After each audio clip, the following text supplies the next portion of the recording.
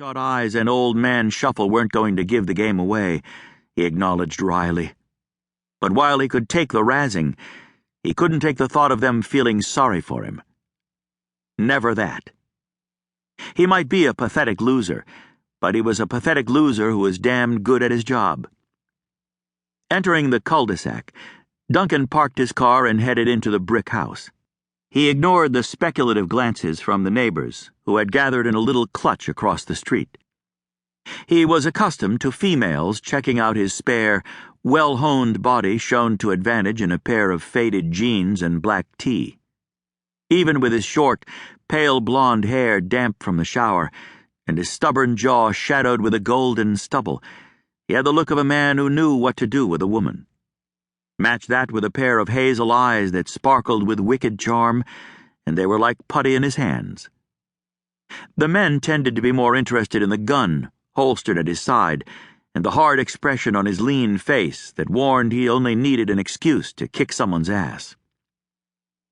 His own attention was focused on the house as he stepped into the small but elegant foyer, not the sort of house a young woman could afford without some help. From Daddy. Or more likely from Sugar Daddy. Not that he was being sexist. He couldn't afford a damn tool shed in this frou-frou neighborhood, even if his old da chipped in every penny he made driving a cab. He continued to size up the bold black and white furnishings as a uniformed officer handed him a file with the pertinent details of the case.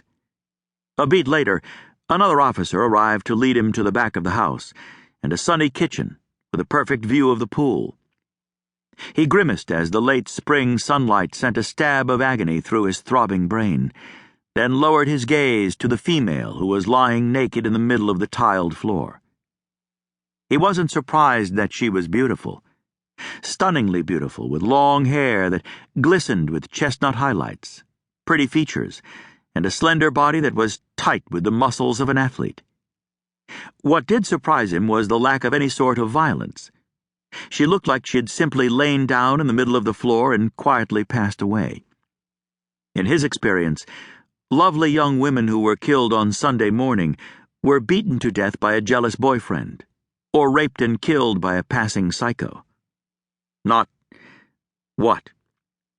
His brows jerked together as he took a swift inventory of the kitchen, noting everything was in pristine place, not so much as a coffee mug left in the sink.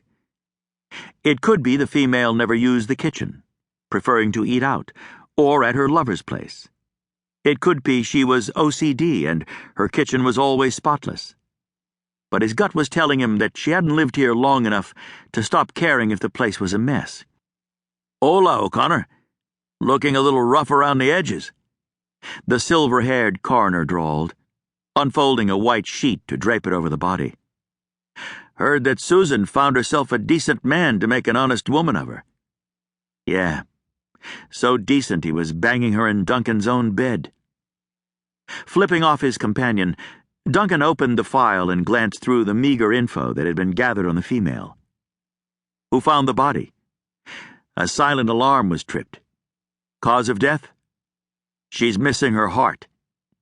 Duncan froze, his gaze searching the victim's unmarred skin and the obvious lack of blood. How the hell could she be missing her heart? "I don't know," Frank Sanchez admitted, the bite in his raspy voice expressing his opinion of "I don't know." "But I ran the portable MRI over her 3 times to be sure." The older man could be a pain in the ass to work with, but he knew his shit. Nothing got past his eagle gaze. If he said the female was missing her heart, then she was missing her heart. Crap. Duncan hated mysteries. No DNA? It's clean. Another growl, as Frank gathered the tools of his trade to pack them in a black leather bag. Too clean. So, a freak? That would be my guess. Confused, Duncan read through the file. Leah Meadows, 26. Single, originally from Little Rock. Current occupation, dancer at the Rabbit Hutch. That would explain her location, he cynically concluded. Her salary as a dancer wouldn't cover the rent, but the clients who frequented the high-end strip club would easily be able to afford this place.